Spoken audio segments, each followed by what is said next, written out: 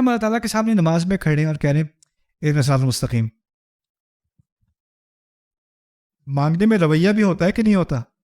आपके आपके बच्चे आपके पास आके कहते हैं मुझे 500 चाहिए, मुझे 1000 रुपये चाहिए, गाड़ी चाहिए मुझे, जिस तरीके से मांग रहा है देने का दिल नहीं जाता। ऐसे मांगते हैं, ऐसे बात करते हैं। ये तमीज़ है बात करने की। फिर आप बच्चे को तमीज़ सिखाते हैं कि पूछा कैसे, तमीज़ से पूछा जाता है, अदब से पूछा जाता है, और फिर आप नमाज में खड़े हो कहते हैं अल्लाह अकबर।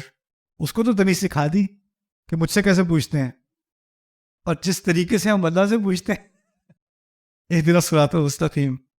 यानी अगर हम वाकई प्यासे हैं, अगर जैसे जिस्म में प्यास होती है और इंसान पानी मांगता है, अगर वाकई दिल में प्यास है और अल्लाह से हिदायत मांग रहे हैं, तो इन अल्फाज को जब तक हम दिल से नहीं कहेंगे ना, इसका कोई असर नहीं है, इसकी कोई अहमियत नहीं है।